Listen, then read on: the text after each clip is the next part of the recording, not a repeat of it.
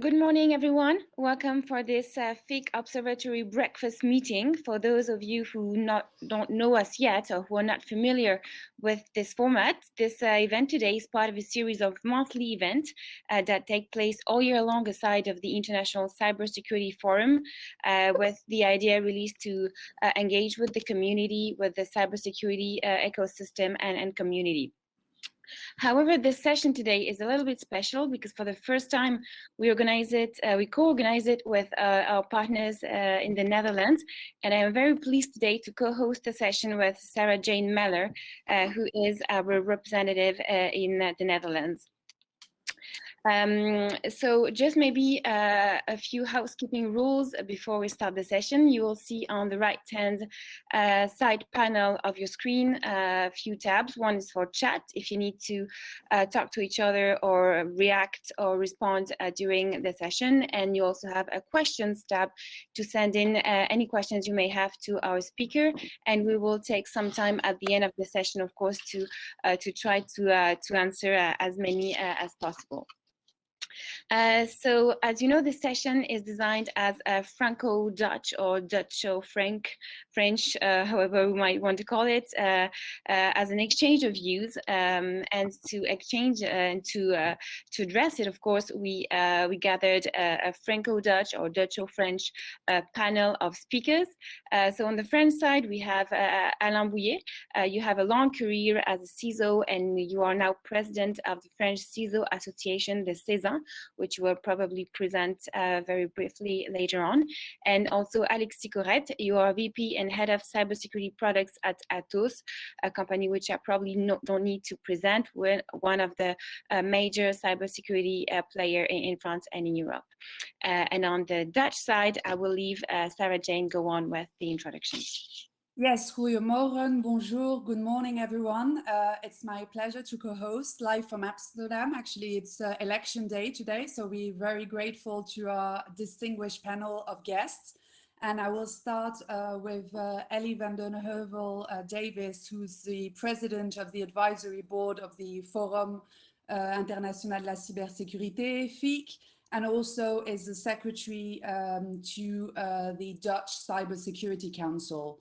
We'll also have, as another thoughtful leader in the field, Michel Steltman, who's the voice of the Dutch digital infrastructure in the Netherlands and also the cloud. He's the managing director of DINL, and he's also very familiar with all public-private partnership in all things cyber. And he's also a lead on the Online Trust Coalition, which is set up by the Dutch government. And we also have, because it's, as we said, it's a very much a European dialogue here, we are very pleased to have a Dutch-French duo with Enisa and Marnix Dekker, who's the team lead for cybersecurity breach reporting, and also a coordinator on the NIS directive, and also Eric Vettia, who's the lead certification expert. So thank you to all our distinguished guests today. It certainly has been a very bumpy ride on all cyber matters those few past weeks and months. And we look at having a very balanced look at all those interrelated topics and concepts.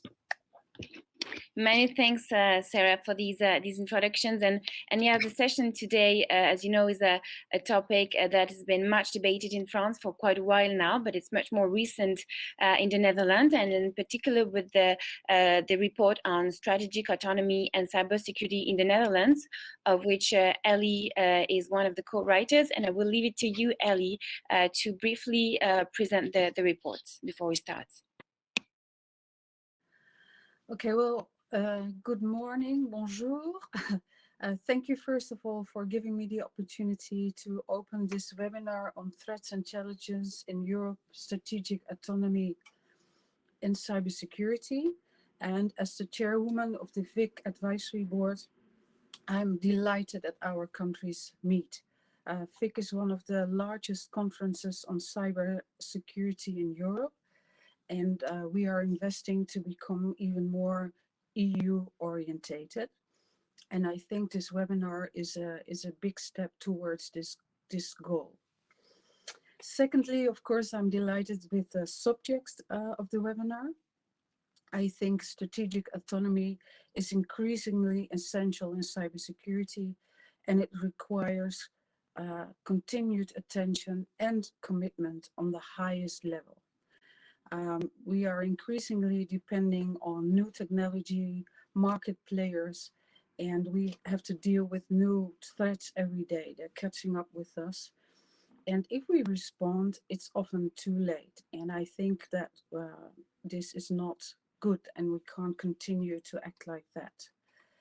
Now, the European Union made digital autonomy a high priority, and I don't know if you've seen it, but Angela Merkel has recently sent a letter to the President of the EU, and in this letter she recommends that the European Commission is to develop an action plan for greater digital sovereignty.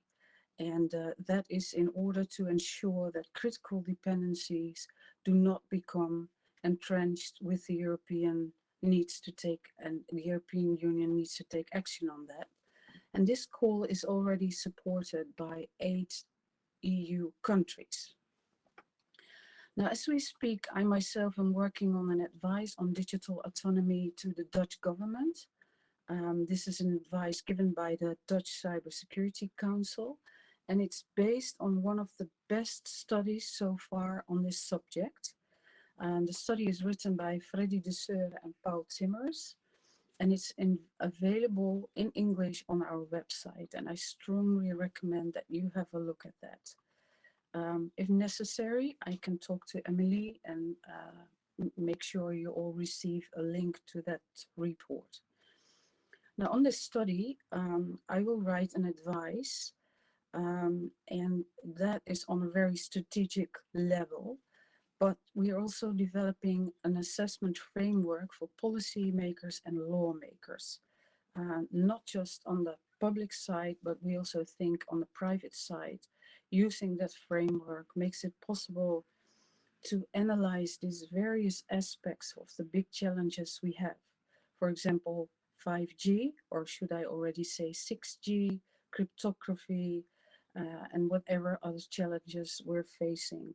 And the framework gives you the possibility to take measures. That is not published yet. We're still developing it, but we're aiming at the end of April. And of course, I will translate that as well in English. Now, what are my main takeaways? First of all, cybersecurity needs to be approached from this sovereignty perspective. It is much more than the technical approach we mostly use now. So if you develop cybersecurity strategies, it has to be from that point of view. My second takeaway is that digital autonomy is absolutely chefsache.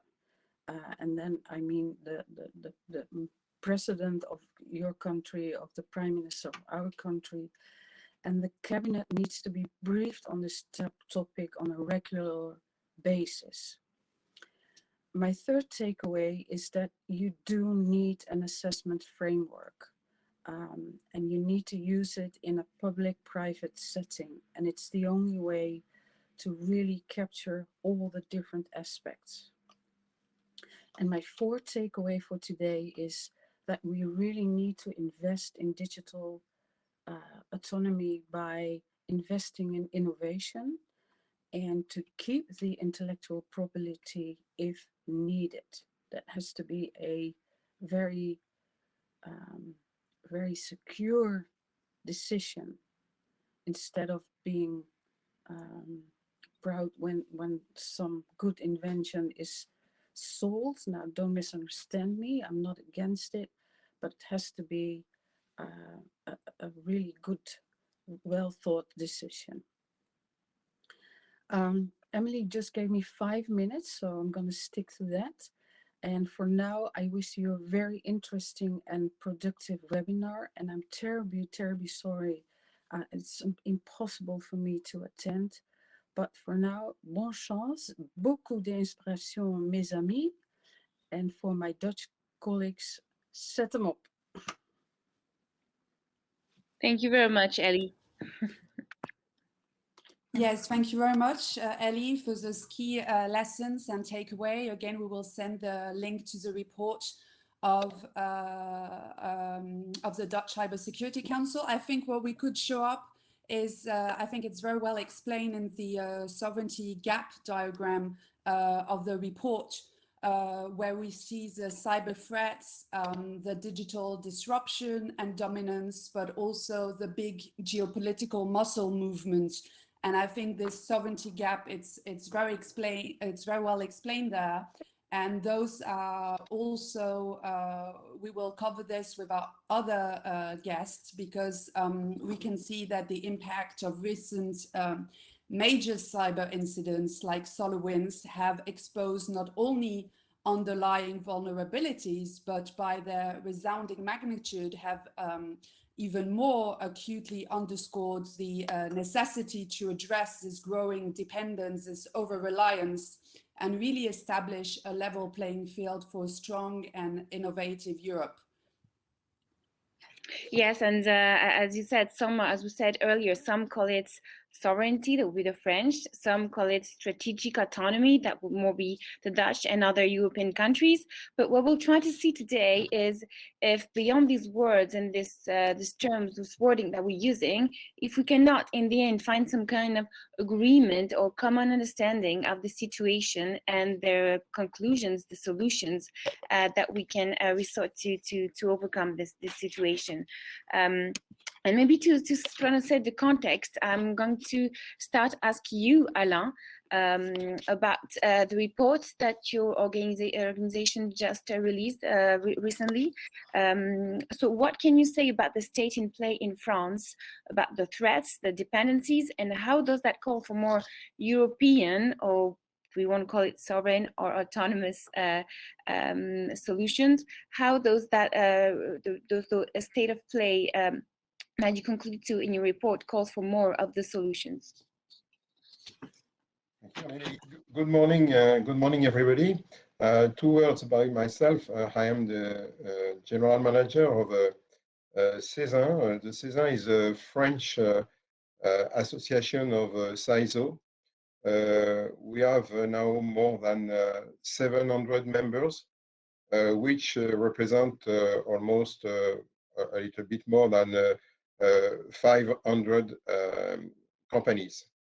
The aim of this association is really to share experience beyond the members about good things, I would say prevention, protection, etc.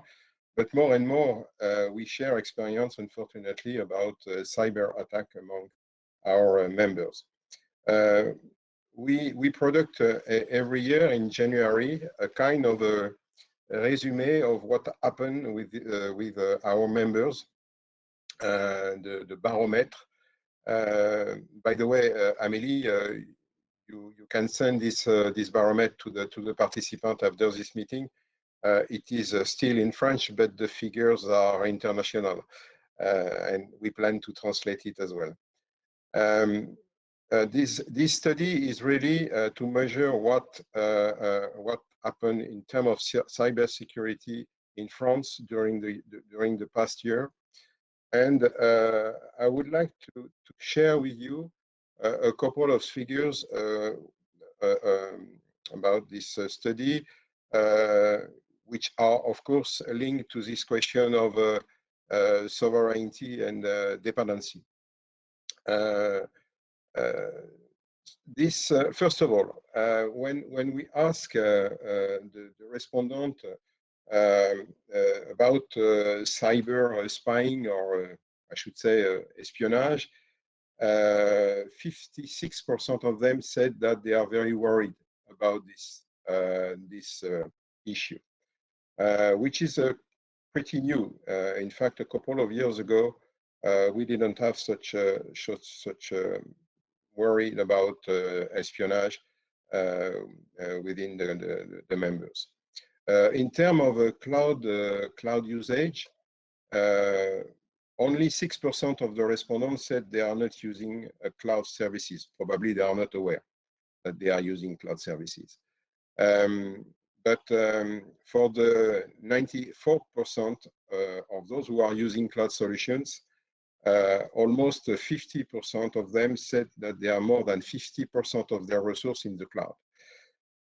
Something that we do not measure in our study is which kind of a provider they are working with, but other studies show that, in fact, the three leaders in France are Amazon, Google, and Microsoft. One question we ask about the risk of using a public cloud, 51% of them said that the lack of control of the subcontracted chain of the provider is really an issue. Mainly, you don't know who is taking care of your assets. For 45% of them, the lack of control of who is access to your data is, I'm talking about the super admin, in fact, of the provider. So 45% said that the lack of control of who is accessing the data is an issue.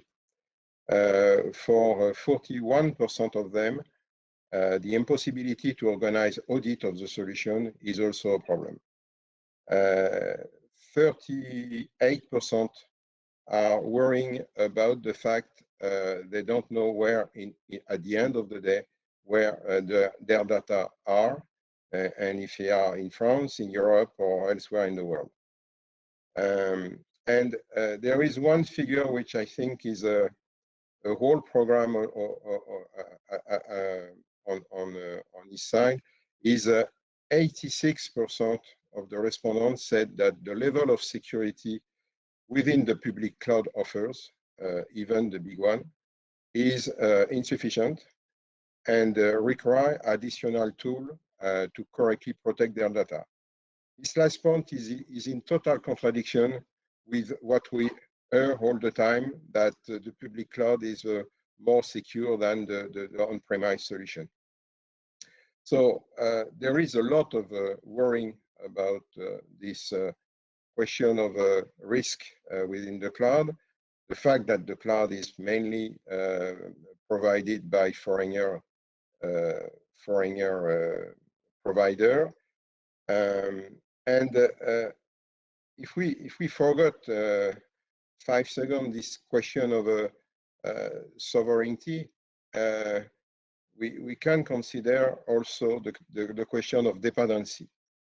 And I think that in terms of dependency, we are exactly in the same situation that the industry in France and Europe with the China, and I'm not going to talk about the mask and all the story about the beginning of the pandemic crisis, but we saw that how dangerous it is to only depend on one country for providing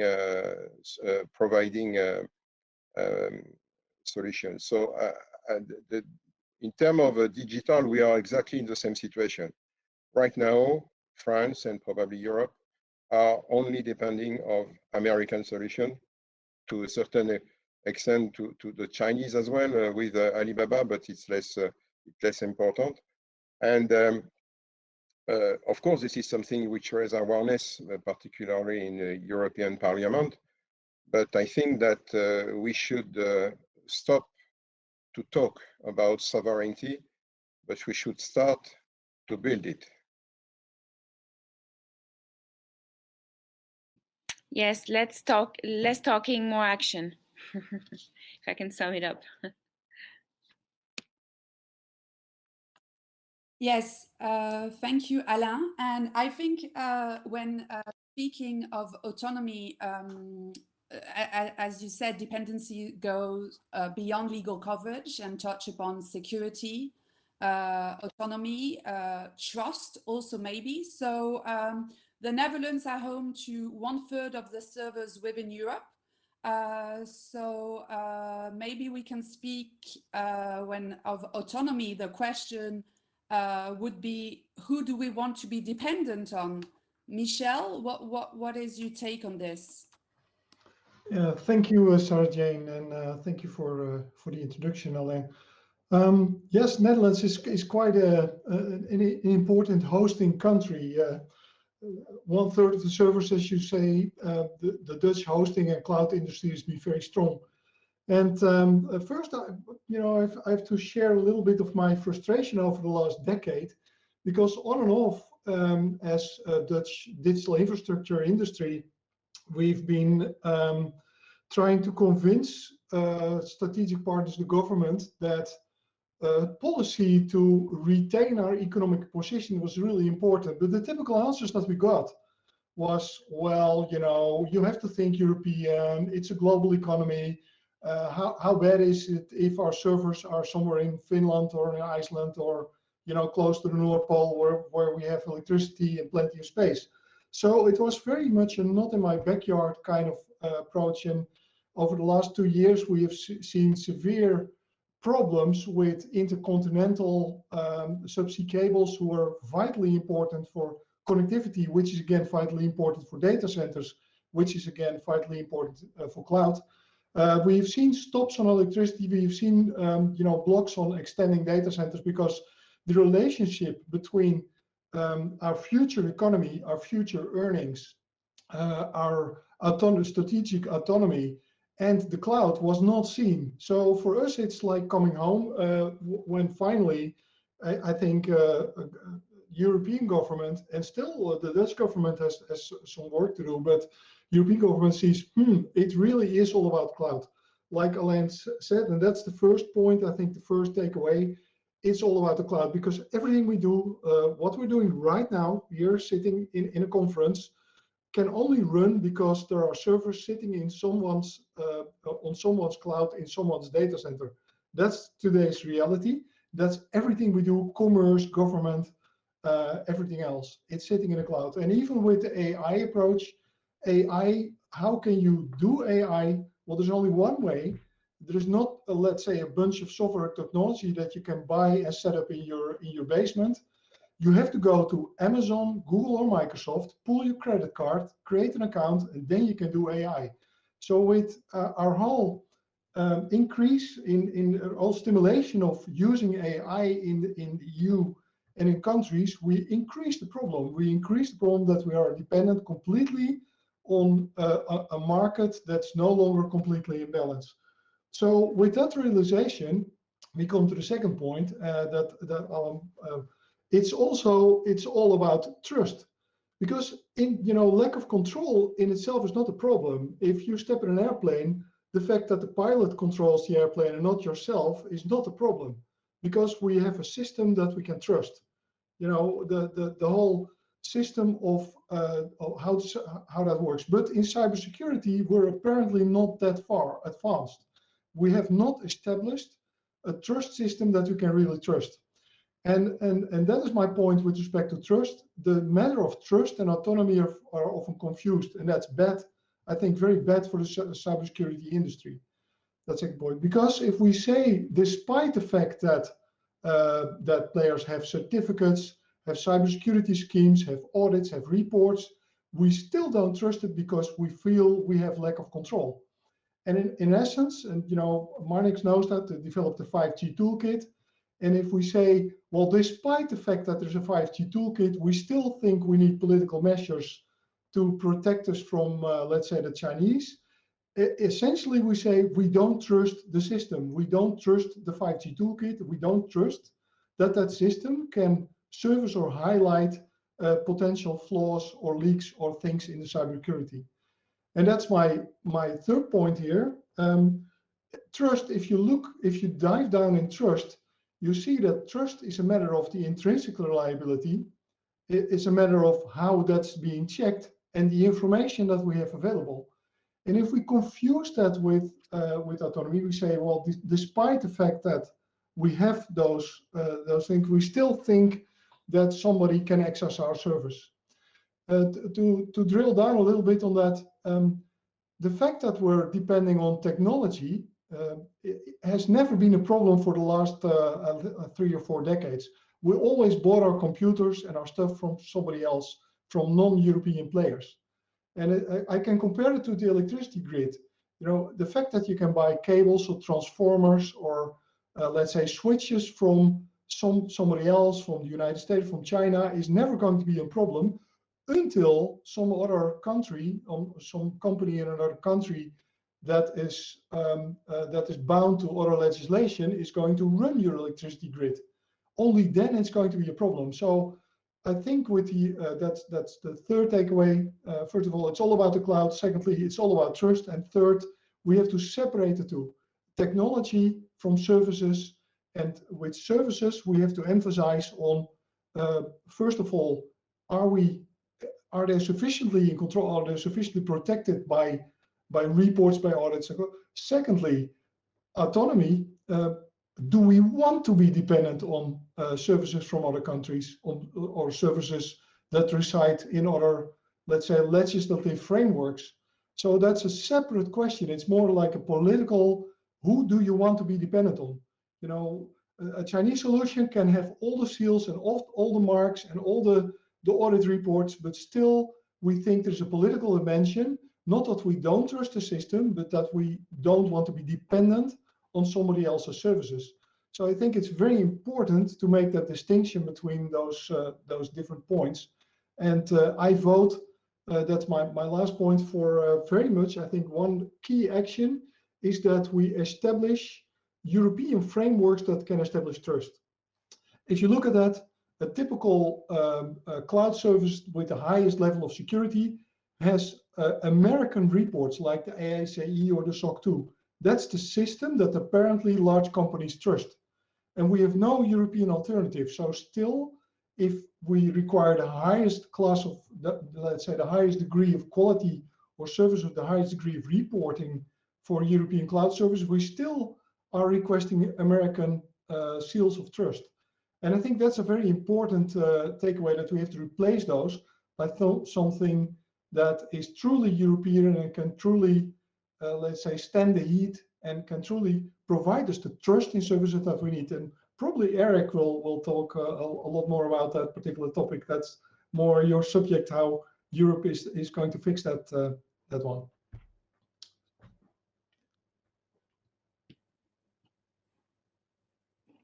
You're on mute, Sarah. Sarah, I think you're on mute. Sorry, thank you very much, Michel, for this. And I think it's a very good entrée en matière, as we would say, because we will see with our other speakers that it's not so much about security, but it's also very much about trust. And you might have seen during just at the beginning of your talk, we displayed a few slides just to show you that today our distinguished panel was also very carefully chosen, because you might have seen recently the Harvard Belfer Center published a National Cyber Power Index.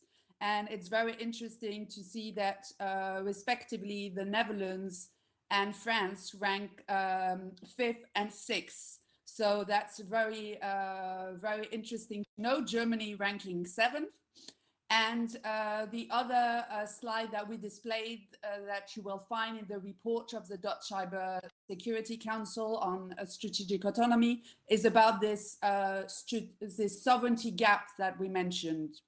So with the dominance, we said, the digital disruptions, the cyber threats, but also, as we talked about, the geopolitical dimension. Yeah, many thanks, Sarah, and of course we'll make all the slides available on the website with the replay of the event of today. But going back to what you just said, Michel, I think Alexis, you have a very similar approach, which trust is really the key word here. It's not only just about security. Sovereignty is not just about security; it's also about trust.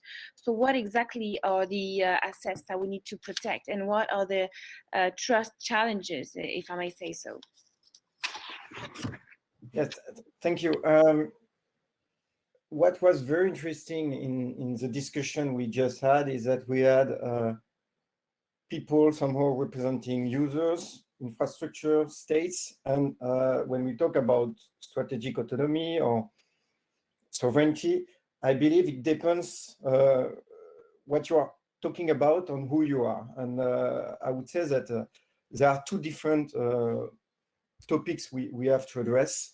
The first one is what I would call data sovereignty. It's more about users, whether they are private companies or public institutions. The question you have to ask yourself is how much control you have on your data. And I come back to the point from Alain on this topic. It's not about securing the infrastructure. I believe that the cloud providers, they can they have best of the breed technologies and engineers to secure their infrastructure and the layer of infrastructure they provide to you. But then when you store your data in this cloud infrastructure, whether is it a public, hybrid, or whatever, the main question is, do you still own your data? Are you able to retrieve it? Are you dependent to this cloud provider so that once it's there, you are completely stick to him or you can move elsewhere? Are you dependent on extraterritorial regulation, whether it is you are European-based and you have all the skills to manage the European regulation towards your access, privacy, and things like that. But when you are dealing with third parties, do you rely on these regulation where they have to comply with in their own countries, and how this regulation can be used to address and access your data? And are you aware sometimes that your data is being processed by foreign countries, and that's some kind of topics that you have to manage. And that's where I'm not talking that much about security. Of course, you have to orchestrate these cloud platforms and solutions with your own security measures, because they only provide you infrastructure, and the way you manage it, you populate it with data, and the way you start services on it, it's your own responsibility to secure it. But you have also to analyze how much dependent you are on this infrastructure to be the owner of your data. And that's why I'm talking about data sovereignty. While there is another topic that was addressed also, that is what I would call digital sovereignty. And it is more how dependent you are on the infrastructure provider. And are we allowing, maybe as Europe, can we accept to be dependent on a third party to provide our infrastructures that are running our digital world? And I mean, when we say that, obviously everybody is thinking about digital workplace as an example. During the pandemic, there were some questions. Will, as an example, Office 365 platform, will it be powerful enough to support all the users that are going in and using it more and more? And at that time, you may ask yourself the question, if it is not powerful enough, what will happen?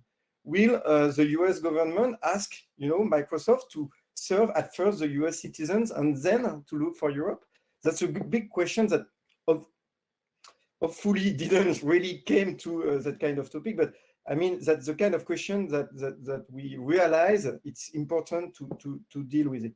But it's not about only digital. When you look at how the technology is evolving, and we are moving more and more, as an example, to develop infrastructure to support automated vehicles that will communicate between each other and with the infrastructure. That's a big question. Do you want to be dependent on other infrastructure providers that are not hosted in your country? You don't have, the full ownership on your infrastructure, so that your cars, they may stop if there is a political issue that is coming. That's why separating the two and saying that some people, they care about data sovereignty, and some people, they have to care about digital sovereignty. But when it's said, obviously, I believe it's not easy to, I mean, or it would be easy to say, okay, let's build our own cloud, let's build our own infrastructure, let's restore all the capabilities in Europe, and it will be over. But it's not as easy as that, obviously. That's why what I believe is, depending on your scope, you have to build, and it was mentioned by Michel, I loved it somehow, that it's a question of trust, how you trust your infrastructure, so that you can develop layer of trust on top of infrastructure that you don't fully trust, as an example, to make them acceptable for you, depending on your constraints on your usage.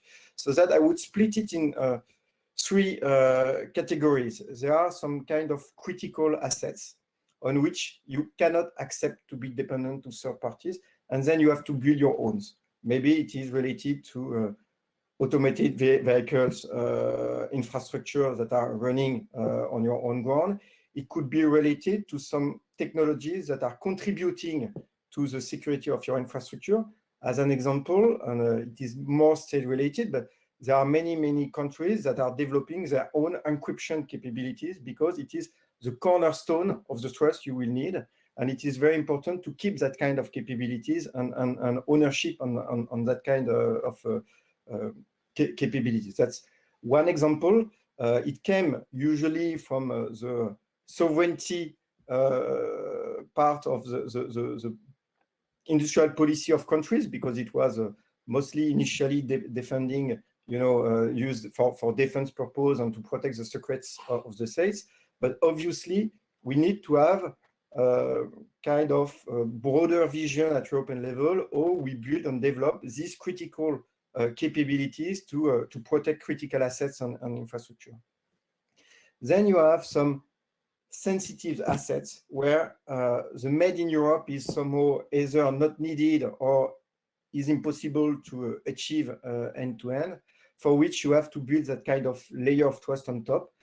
If I take cloud as an example, I believe that obviously there will be some cloud infrastructure where you need to have it hosted in Europe and built in Europe, but it cannot scale at the level we have, and we know that we will have to play with all the players.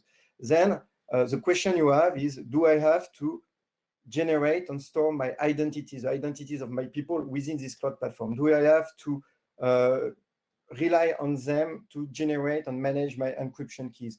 Do I have to rely on them to distribute these encryption keys and affect them, attach them to your workloads? And or how do you protect your workloads? You can create a kind of layer of trust on top of this infrastructure that gives you enough control on it to get sure that you are the owner of your data, that nobody can know who is accessing your data, that nobody can know what is your data, because you are the owners of the keys of the system.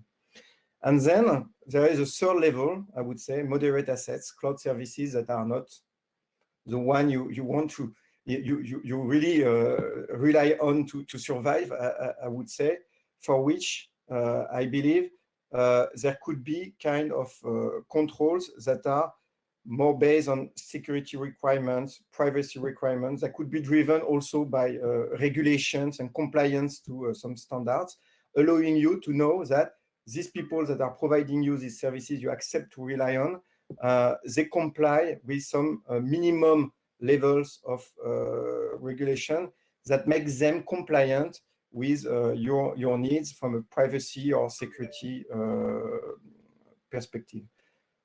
So everything is about analyzing the situation and then adding the level of control and sometimes the technology you need to restore trust in the infrastructure and get sure you manage it the way you want. I would come back to the point Alain was mentioning. Too many people know they are just using and consuming infrastructure without even thinking about this topic. And when they start thinking about it, it's sometimes too late to change because they are way too engaged in the infrastructure and the system. Many thanks, Alexi, and I think it's quite striking from all of your presentations so far that whatever we might want to call it, it's all about trust and dependencies, and also about raising awareness, as you just mentioned, Alexi, and as you said also, Alain. So based on all these discussions that we've had so far, is a European cloud, a sovereign cloud, or whatever we might want to call it, could that be an answer to the situation we're facing today? I think Enisa may have. Hello, did we lose Amélie? So yes, what we want you to say here is that's when we give the floor to Enisa, because is the European cloud the way forward for more secure, trustworthy, independent Europe? And why is the cloud a particularly important topic for Europe's cybersecurity industry and the whole ecosystem? Enisa, the floor is yours. Thanks a lot, Marnix Dekker, Enisa. I'm joined by my colleague Eric, who has connection issues, so he might also drop out once in a while. Thanks, Sarah Jane. Thanks, Amélie, for kindly inviting us. It's a pleasure to have a Dutch-French breakfast in the morning. I'm sipping half Dutch Greek coffee in the morning. I would like to briefly go back to 2010. I think that's when I joined Enisa, actually 10 years ago. And like Michiel, I also look back at an interesting decade. We started the decade with the famous attack on Google source code, Google Aurora, the Chinese hacking group that managed to get in and steal and target the source code. And it was at that time kind of an eye-opener for everyone. We were used to hit and miss virus attacks. And suddenly here we had an attacker that was going into a system, being very stealthy, not setting off any alarm bells, and waiting and suddenly going after the crown jewels. And at that time, everyone said, "Wow! If Google is a victim here, then we can almost give up. This is a new level." So we spent the next 5 years speaking about advanced persistent threats, APTs, and we realized that the game was a little bit tougher than we imagined. We thought it was easy. We thought we had our systems under control. It was looking good from the outside, but in reality, that was really not the case. And I would really, try to think of that warning again, because I hear a lot of talk about, no, it's not about security, it's about autonomy and so on. I mean, if you don't control your systems, and I'm not sure if we're doing so well. If I see the big attacks, WannaCry is an example, not very long ago. It seems we're not very capable even of stopping very simple attacks that are, exploiting quite old Windows vulnerabilities. So I would really, from the security agency, really stress that we're not doing so well, and we need all the tools that we can have. And cloud is really important tool there. So back in 2010, when cloud was started and Enisa started this work, our message was that cloud is a driver for security. It's not a barrier for security. And you see that when smaller companies especially go to the cloud, things get more standardized, their systems get more secure, they start to get redundancy across the globe. And I would like to come back to something that Michiel tweeted, I think last week or 2 weeks ago, after the OVH cloud disaster that happened in Paris, a very big fire, and I think everyone was shocked. And I think it's a lesson as well. We have to be careful where we're going and if the setup is secure. But at the same time, what Michiel was saying, he's right, of course. It's super rare, of course. I mean, usually cloud data centers are highly secure, the best places to put your data. So generally, if there's customers hesitant to go to the cloud, I would generally say, have a very good think about the security of your systems. Perhaps there's a lot of stuff going on that you're not seeing. So you might feel in control, but the data might be leaving the back door, and on paper it might look very good, but that you might be well mistaken. Now, coming back to the past very briefly, because I was here to briefly give you a connection to the past of the ENISA work and a little bit of the history. So that period from 2008 to 2012, roughly, ENISA was pushing cloud for security reasons. 2012, the Commission launched the cloud strategy. Their message was more cloud means more jobs. They said cloud is going to make IT more easy, and this is going to help the economy, the European economy. It seems at first that you might lose some jobs, IT jobs, but overall everyone is going to benefit. I think that's an important message of the Commission. They were pushing cloud despite security concerns. Of course, in the middle of that period, the Snowden scandal broke. So all the sovereignty discussions popped up to the fore. Probably a different block than what we are seeing now with the 5G discussion, but very similar arguments being made. And around 2016, we got the NIS directive. So that's the first time that cloud actually became regulated. So there was an European policy forcing member states to start supervising it. So slowly you see member states setting up authorities to oversee the security of the sector. And now recently, a few months ago, at the end of 2020, the Commission reviewed this proposal, the NIS directive, the NIS2, and they shifted cloud actually to the category of critical services. So in the end, finally, this dream of cloud being a utility and part of the critical sectors is finally becoming reality. And on regulation and also on general the takeaway. So guys, security is really important, and you cannot skip the boat here. Customers need to move away from legacy technology as fast as they can. And get to redundant data centers, well connected, start manning up. I think discussions about strategic autonomy are a little bit secondary to keeping the systems clean and running. I would think everyone agrees with that. I think the debate starts after you have secured your system. I always remember this sign that I used to work in the offshore, these big ships, and they have this very big writing on the bridge of the ship that says safety first. And I think that's important. And then finally, I mean, just regarding regulation in general, and regulation sometimes gets a bad reputation. I would like to stress to everyone that the NIS directive is very much focused on keeping the country running. And the authorities that are supervising the cloud are very much looking at offering a service to the providers. And I think everyone should see it this way as well. I mean, we have to make sure that Europe is a safe and secure place to do business. This is important for innovation. This will help protect our intellectual property. We have a lot to protect. And then I think, we can look, solidly towards a secure future that will automatically bring some level of autonomy. Thank you very much, Marnik. So another question then for ENISA and to Eric, the lead certification expert. So how can we ensure then that we make it right? And how can certification and standard address the need for security, trust, and if I may dare say, autonomy? Okay. Thank you, Jane. So,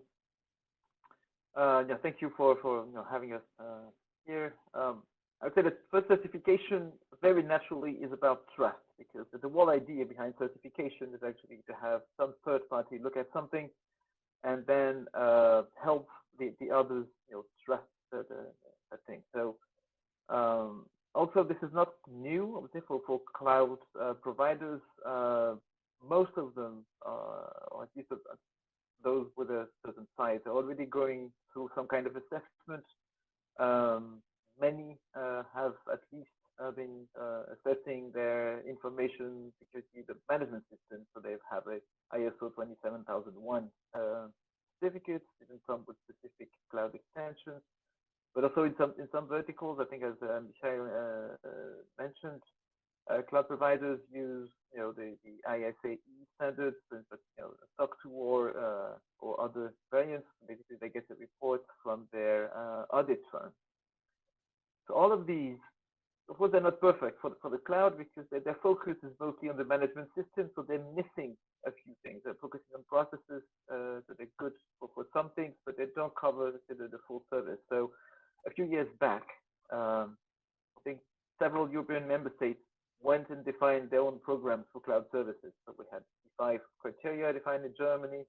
We have the second cloud qualification in France, and we had the Zeker Online in Netherlands. In Spain, they have some things that are not cloud specific, but very much a qualification program as well. So basically what we're seeing is that we're having a small issue with the, it is very common for standardization and certification, which is that we're getting fragmentation. So we're getting into a situation where every country was slowly defining their own thing. And I think this is something that we've been trying to avoid. Of course, if you want trust, I think especially at the European level, you need to agree a little bit on how you achieve that. So that was also mostly at the time when the Cybersecurity Act entered into force in 2019. And then the Commission was able to actually start asking ENISA to look at cybersecurity schemes. So the first one was, I would say, an supposedly easy one, which was the migration of an existing European scheme on a common criteria, the GAIA-X. But I think in November, right when I joined ENISA, there was a request from the scheme on cloud services.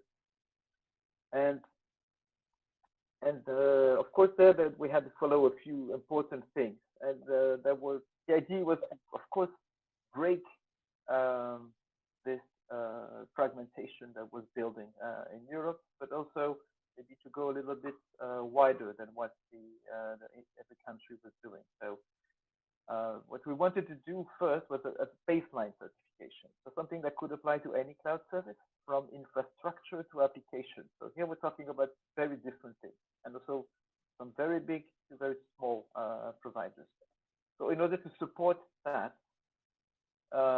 basically what we defined is not just one baseline, but 3 of them, which would correspond to the assurance levels from the Cybersecurity Act. We have the basic, substantial, and high. So that's a bit similar to the kind of level we had earlier. The idea there is that for all levels we have the similar objectives, because what we want to do in terms of cybersecurity is the same, but we have different assessment methods, and also the precision level of the requirement is not the same. So of course you don't ask the same thing from someone providing a non-sensitive application to someone that provides infrastructure for hundreds of thousands of critical services. So here we're trying to set the bar where it is actually needed. Of course, all of this is after looking at some kind of risk assessment. And something also that was quite interesting, that we really focused on getting a scheme that could integrate into existing assessment strategy for cloud providers. Because the idea is that a lot of people already have to comply to a number of things, so they have to get, for instance, a SOC 2 or whatever, because some of their customers require it. So it's not that because we have a new certification, they will not have to do any more of this, because if they have American customers, they have to do it. In some other cases, the 27001 also is a requirement. So the idea is to make sure that what we develop can be actually combined easily with existing strategies that the cloud vendors have to provide. So that's basically what we did over this year, and now we have a draft that we've been looking at. And if you look at what we did regarding autonomy, so there's been some discussion about this. So of course there are a few typical requirements about some things about the conditions if you want to leave, whether you can get your data back, so guaranteeing some level of ownership of the data. But regarding, I would say, things more related to location, for instance, we've been going to transparency requirements. So the idea here is that the vendors, they have to indicate in their request, and that will also become public in the certificate itself, where the customer's data is stored, where it is processed, which laws apply to all of these processing there, where also even the key personnel like administrators are located. And I think something important about certification is that it's not just a declaration, but it is also verified by the auditor. So the idea is that when you declare this and you include this in the certificate, there is a guarantee that this is, at least it has been verified and audited. So of course, now there are some ongoing discussions about these criteria. So in particular, there's one thing about the highest level. So the highest level is of course more important in terms of autonomy or sovereignty. So the idea is that should we actually enforce localization in Europe in various ways at this highest level? So this is currently being discussed. I can't really tell you where this is going for now. You will know in a few months when we finalize this work. But I think something we have to keep in mind is that there's a big difference between transparency and the strict requirements. Because in transparency, we ask for a lot of detail. So you have a lot of information about what and how the cloud provider is operating its service. Whereas, of course, if you go for requirements, the requirement will have to be much more black and white. You have to do this like this, but it won't be able to get into the details. So in the end, even if we get some requirements, I think that the transparency remains important, because there's two mechanisms here of putting a minimum set of requirements and asking for transparency on the other information are quite complementary. And maybe just to finish, I would like to say one thing, which is certification has definitely one limit, which is that it can never replace the need for due diligence from the cloud customers, nor can it replace the fact that there is oversight by the national authorities. So in the Cybersecurity Act, the oversight for the national authorities is there. It is present. So this is something that is integrated in every scheme we have. So there is this oversight. But of course, we also need to be careful with the customers. I was in France last week. I got to see the national news about the OVH blaze, and it was pitiful because obviously OVH had a disaster recovery.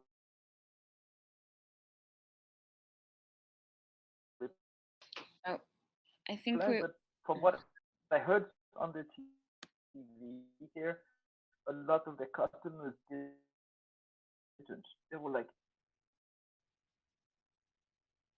I think we're losing you, Eric. It looks like you have an issue with your connection. Am I back? Yeah, am I back? Yeah, you're back. You're back. Okay, you're back. Sorry for that. It's a bit unstable.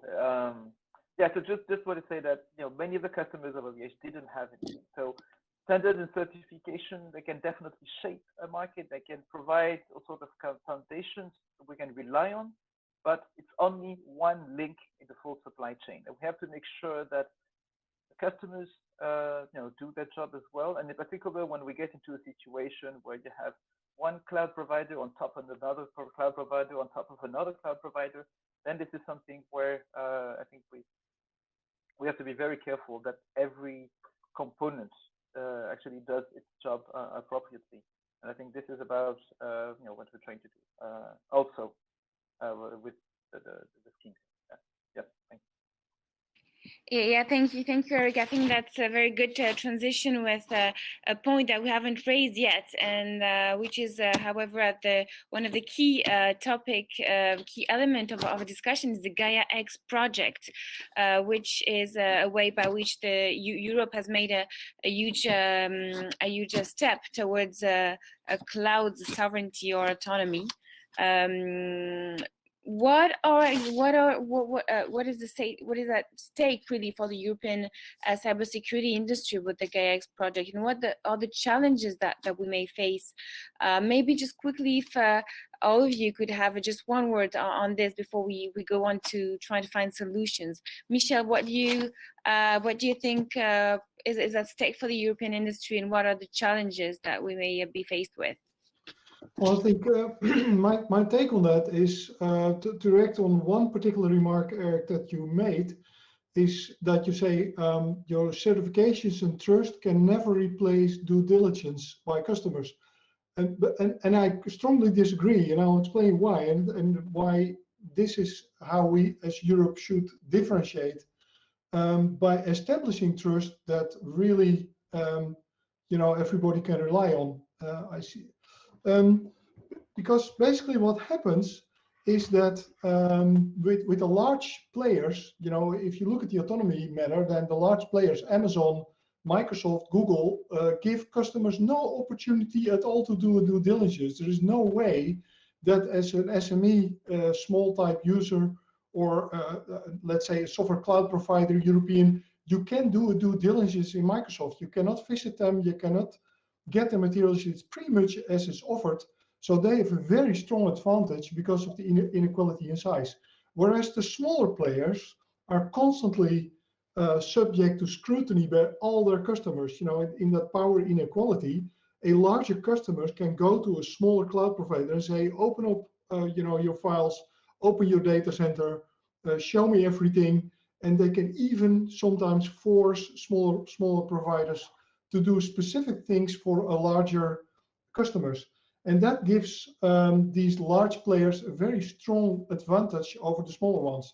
So I think if you look at what needs to be done in Europe, we need to establish trust frameworks that people can actually trust without a due diligence, so that they know what that they can establish trust in the smaller European players, who will always be the smaller parties compared to Google, Amazon, Alibaba, and Microsoft.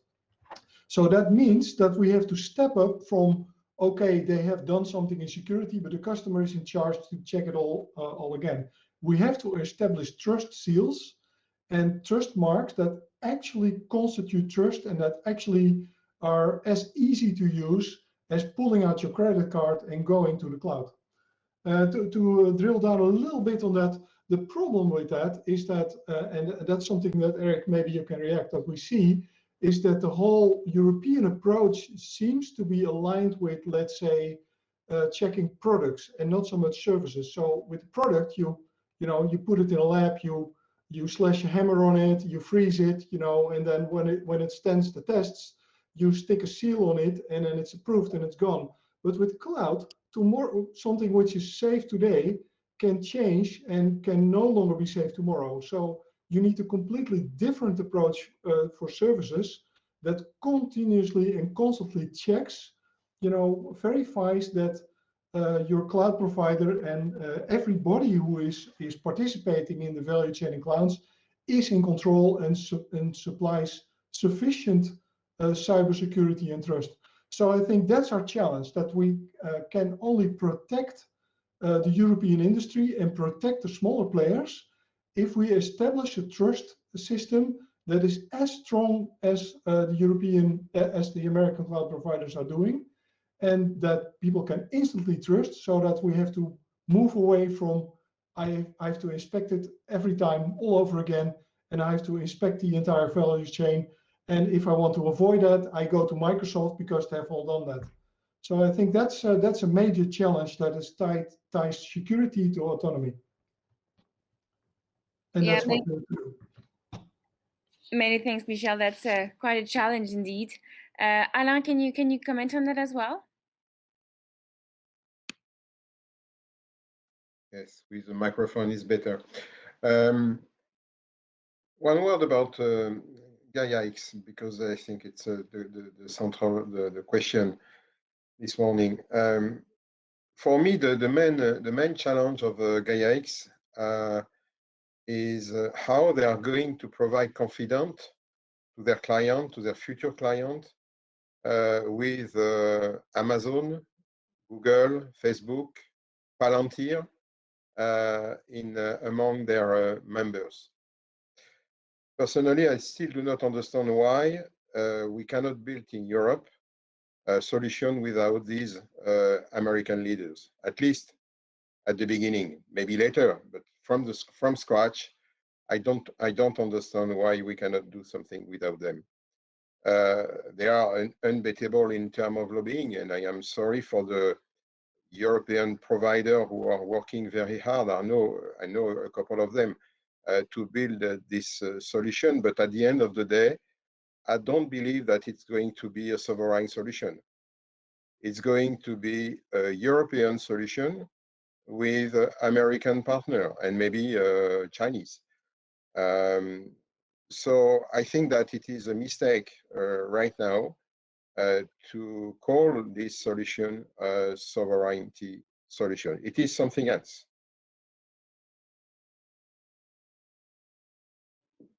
Right. So there's you're saying that there's still work to be done on that, right? And that's probably going to we'll raise that later on. Manix and Eric, do you have a maybe a reaction to the GAIA-X issue? Yes, maybe I can try on that one. So on the GAIA-X issue, yeah, I think that there's definitely a challenge in defining, what we want to do in terms of, sovereignty or digital autonomy here. I think that one of the aims that I understand about GAIA-X is that they're trying to define a set of rules for operating cloud services that would be, would define the European way of doing cloud, and that it will ask or anybody that wants to be part of that to actually abide by these rules. So, so I think that's a good principle. Of course, they also want to use, to mandate certification as one of these aspects there, but it doesn't stop here. It's not just cybersecurity. I think they also want to have some rules about, in particular, the protection of personal data, etc., etc. So I think we need to see until we have more visibility on actually the rules that it will define, and then see what effect it will have on these global vendors from the US, from China, and then we can say. So now, for now, it's a bit too early. But then also to react about the idea about due diligence, the debate there. I think it is also very important from the cloud is that there is a shared responsibility between the customer and the provider. The customer, it's just like, I mean, I have something hosted on the cloud service, and I know I'm responsible for doing the backups. And if I don't do backups, well, it's not backed up. So they provide me a service to do it, but if I don't do it, then it burns down. Well, yes, I mean, I only pay €5, €5 a month. So yeah, I don't get much, the backups in there. And one thing we do with the certification is to make sure that the sharing of responsibility is clearly defined. We have a lot of requirements about that, and we also have a lot of requirements regarding transparency. So we ensure that the customers get the information they need to take the decisions about security. So we help them in actually getting the information they need for due diligence. And I think we may be doing a few things right, because we have a few some resistance, I would say, from some of the vendors you cited about releasing this information. So this is also what we're trying to achieve with the certification. I think GAIA-X would expect them to go further in that direction, actually, of enabling the customers for more due diligence. But that's something we'll need to wait a bit more to see. Yeah. Yes, perhaps we'll give the floor to Alexi, and also I'm sure, Alexi, you have things to say on GAIA-X and those issues, and it will be also a nice transition, because I know you have very specific takes on what we can and how we can compete with foreign champions. So it goes toward our next part on solutions. Yeah. Thank you, Sarah.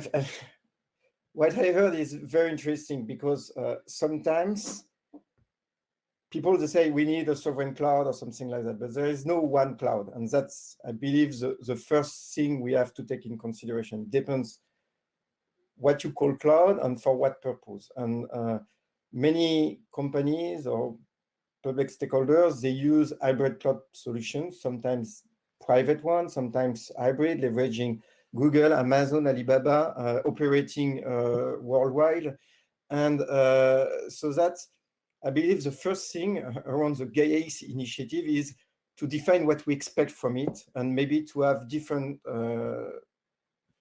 segments we address with different things.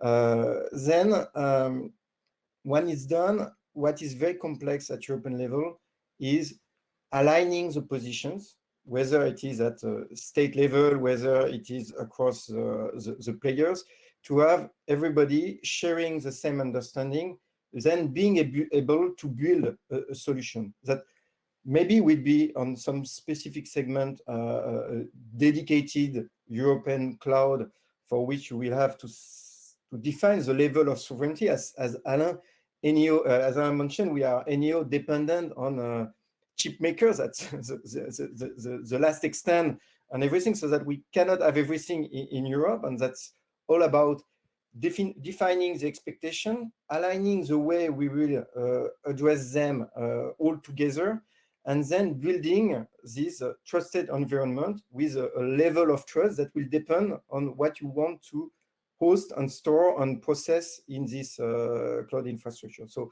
to me, the challenge is not yet at the technical level, but first also having people aligning on the view and collaborating together, stopping somehow some fights between European players, and understanding that we are in the same boat.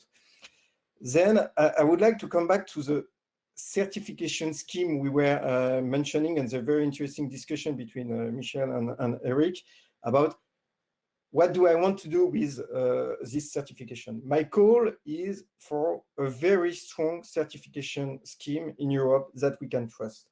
I mean, if you have to run due diligence against everything that is European certified because it is not strong enough, then this certification scheme will be very weak, and we will leverage extra European certification scheme. And people will come with another one saying, okay, look at this one from the US, it's much stronger, there are much more controls in it, and you can trust it by default.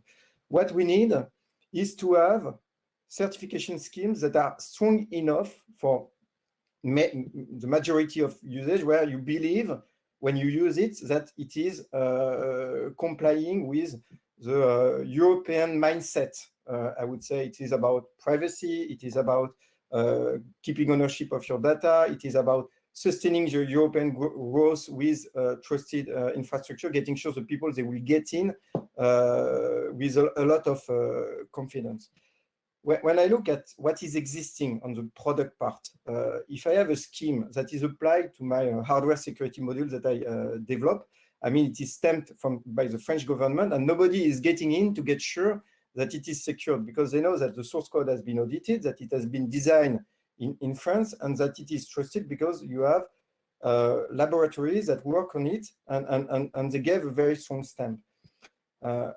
What I don't want to have is a kind of scheme that is average somehow, leveraging, the different political levels we will have in Europe, and we have different mindset everywhere, so that at the end, somehow anybody can comply with this scheme quite easily, and it will not, apply the level of control we expect from it. If I give you an example, and as the services schemes are not yet fully defined and complex to assess, I will make the parallel with things related to products. In the US, you have the FIPS certification around encryption. That is a very strong one, that is very powerful on the market to address the US market, but also Asia Pacific and Middle East and Africa.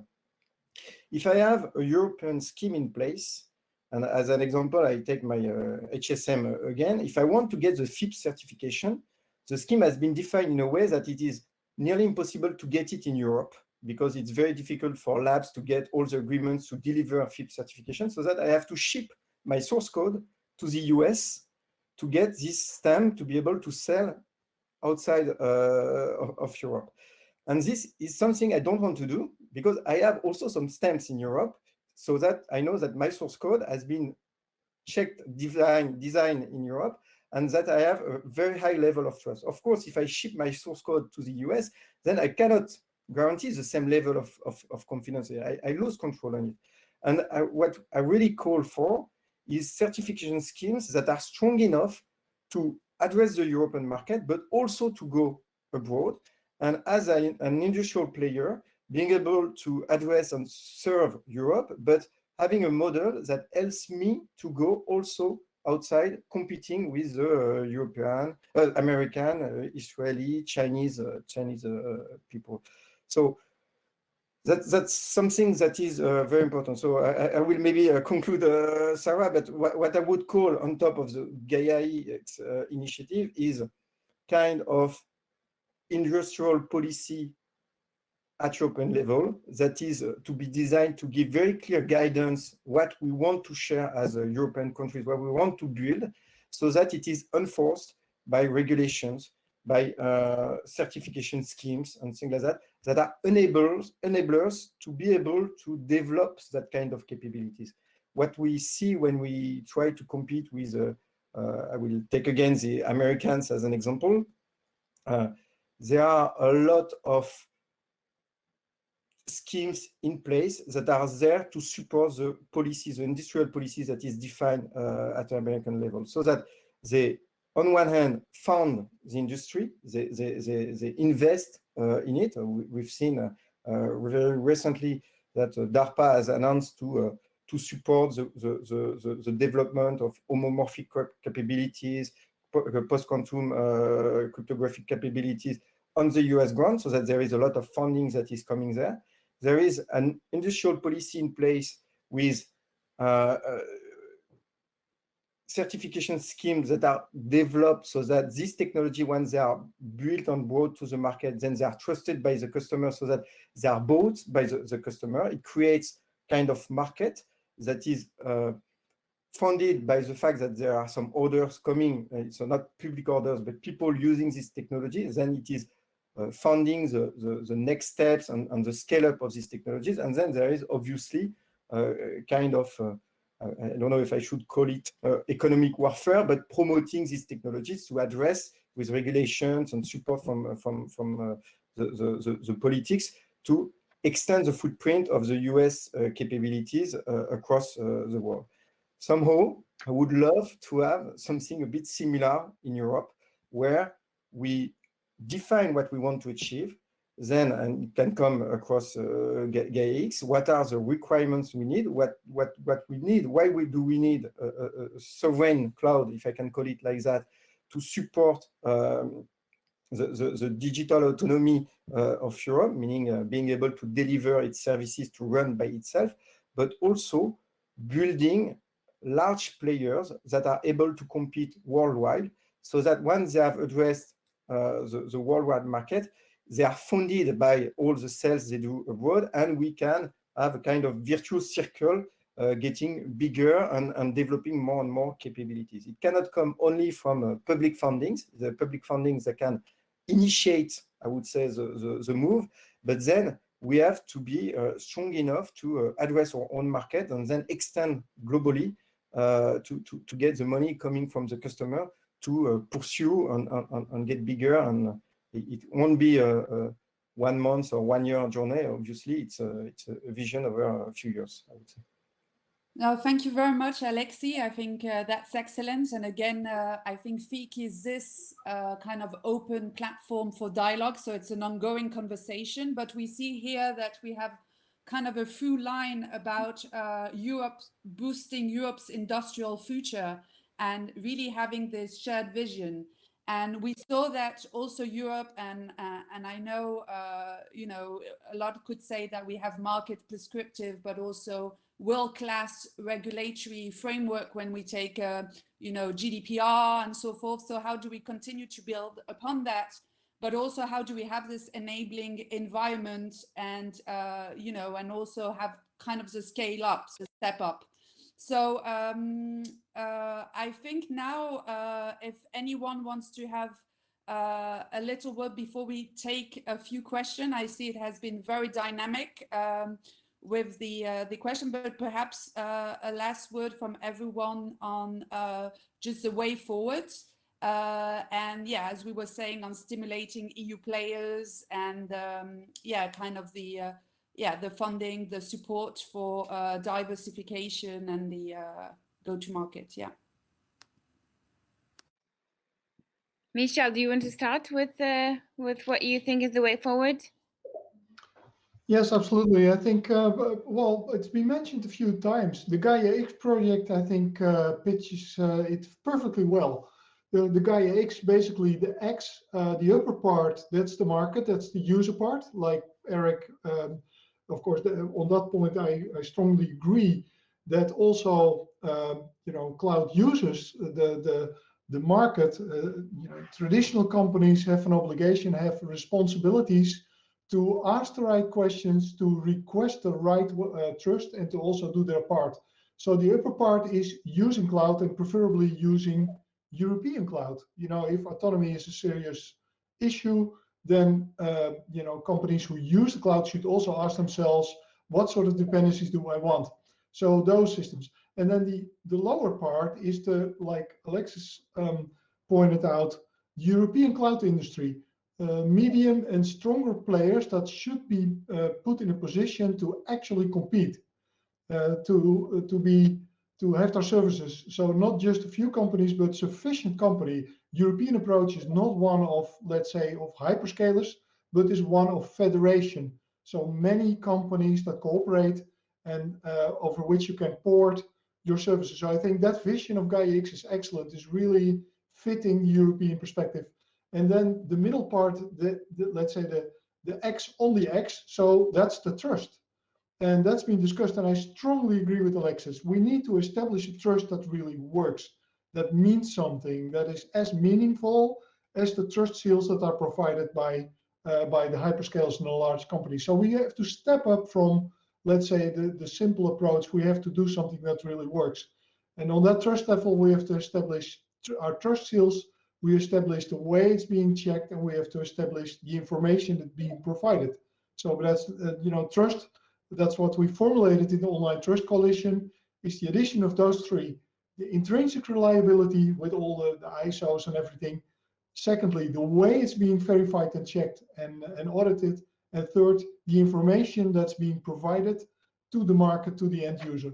So by doing exactly that, by accelerating GAIA-X, market, usage, and trust, I think we're on the right track. And I can only call to governments and also to my own industry to really jump on the bandwagon and participate in GAIA-X. And fortunately, I think there's a lot happening now with GAIA-X hubs and everything. And of course, Atos is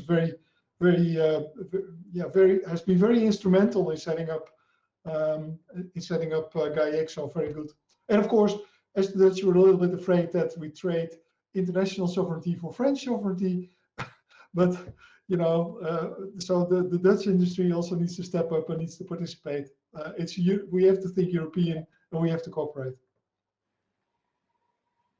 Yeah, many thanks, Michel. I think that's a conclusion that probably several of you will make. Alain, what's your take on the way forward towards a more sovereign, autonomous Europe? Yes, I think that one of the responses is diversification. I believe it's too late to develop something which already exists. Europe is not going to develop a new Office 365 tomorrow.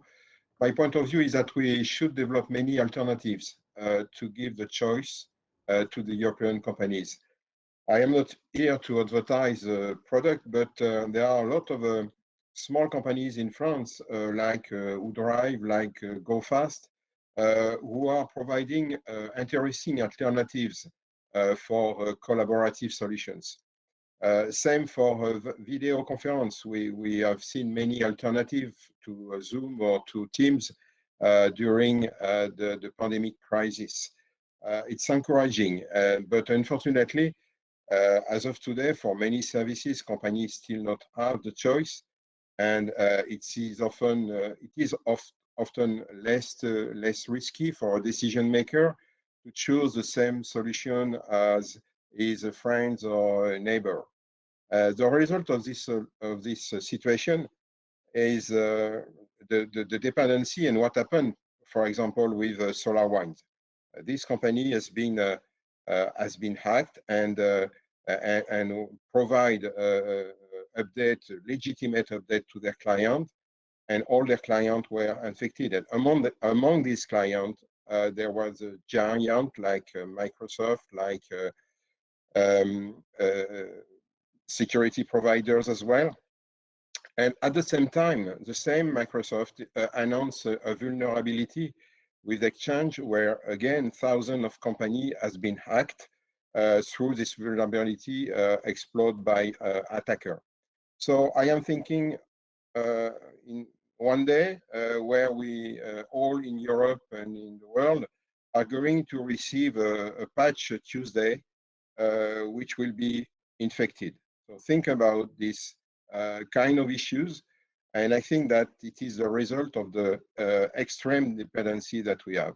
So I think that we should, maybe we are not going again to reinvent the wheel, but diversity in terms of solution, and even small solution, it's something I believe we should explore.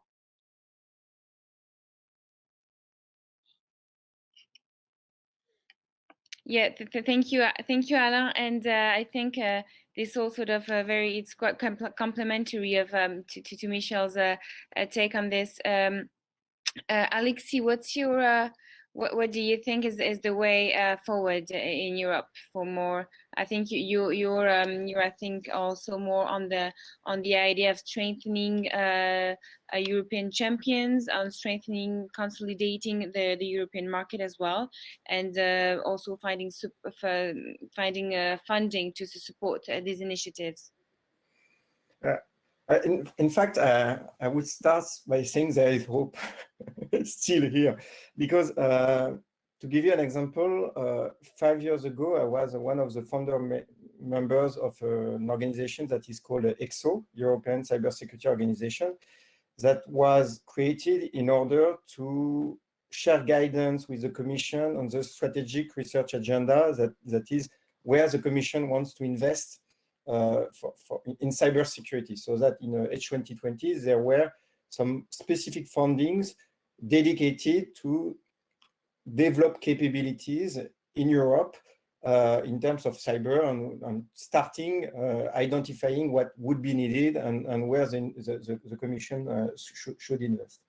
I can tell you that at that time, complying with the European regulation and everything made it very difficult to fight to have an organization, even if it is an association, that was designed in a way where the European players were the most represented in the board and being able to be the one taking decisions. We were facing a lot of lobbies, and it was very difficult to create an organization that was not,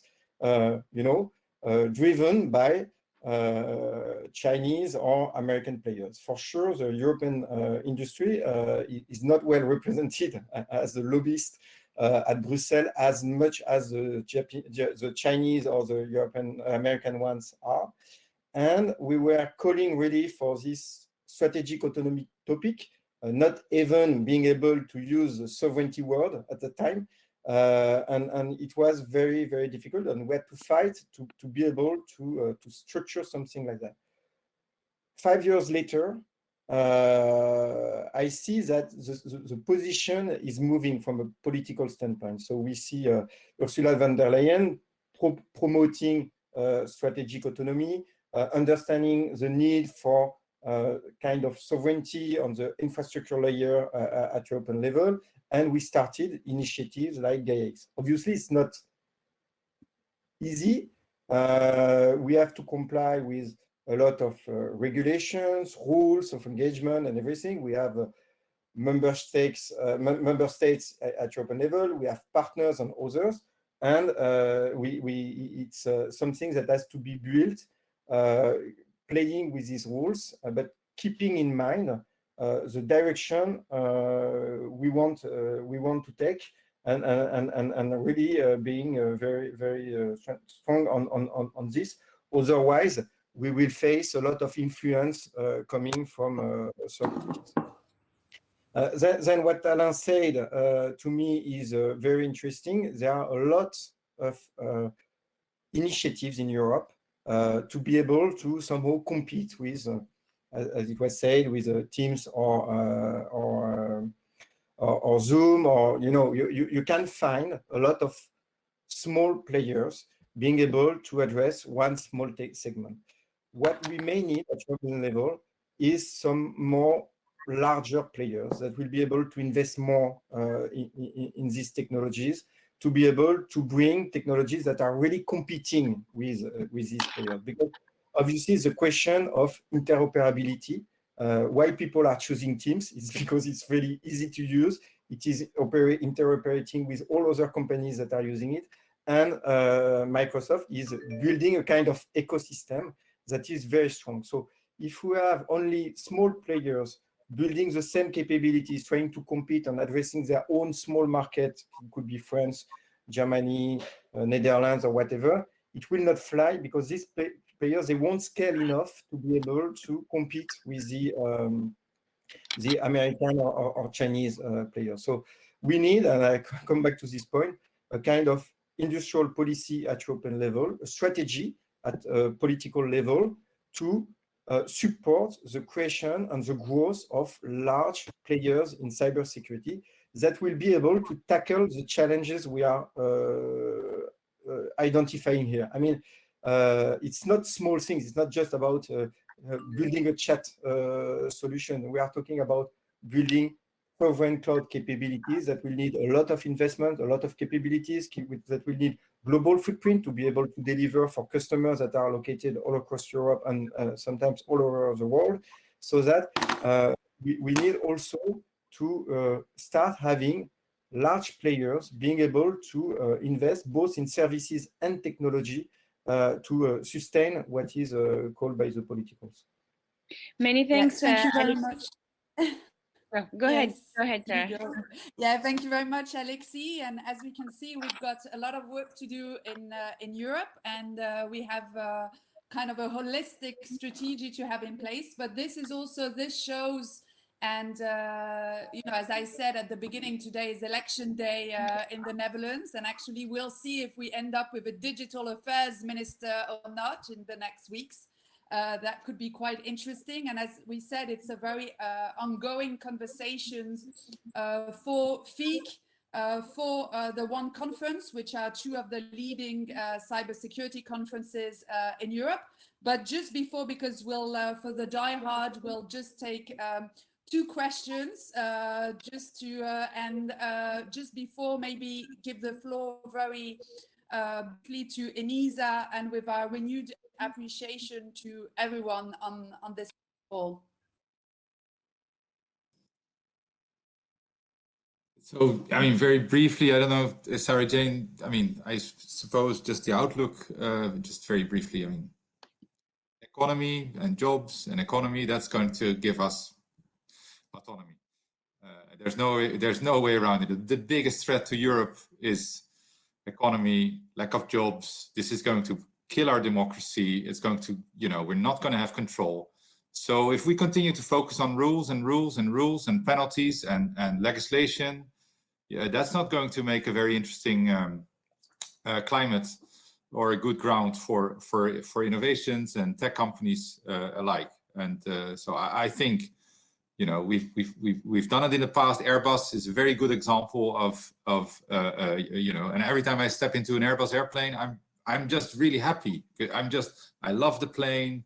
I love the quality. I feel safe. It's just a very good feeling when I board such a plane. And it always reminds me that, if Europeans get together with support of the state, sometimes, we can do something great. And if we hadn't done that, there would not have been an alternative to Boeing. The prices would have been higher. The quality would have been lower. And we would have lost all the jobs. Now, I don't want to say that, we all have to start investing in what is by now a pretty standard technology that is cloud.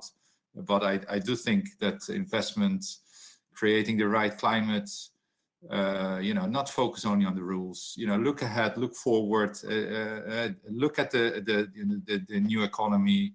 Data links are important, data centers are important, not because it's such a great technology and that we need to focus on that and this is going to give us jobs. No, it's an enabler for a lot of other things, and that's where our focus should be on AI, on supercomputing, on those things. So yeah, I think that would be the, really should be our highest priority.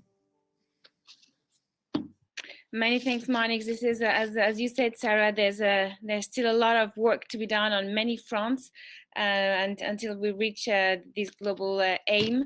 So I'm conscious of the time. We're late already. I'm not sure there will be much time for questions. However, the chat will stay live still after the webinar is finished. So you are free, of course, to stay on there and continue talking and asking questions.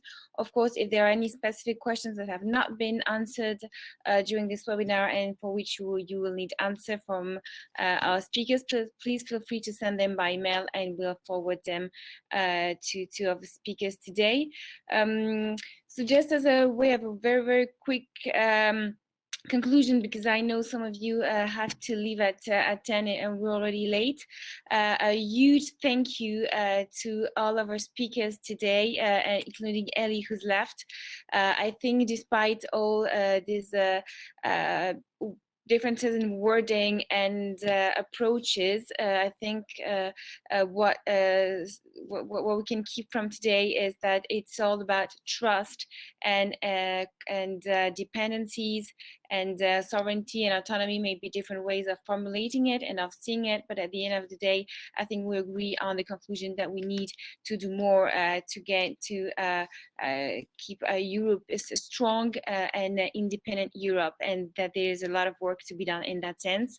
So that's it for today. A huge thank you again to all of you, and many thanks, Sarah Jane, for co-hosting this with me today, and for all of you who have enjoyed this session. It will be on replay on the FIC Observatory website in the next couple of days.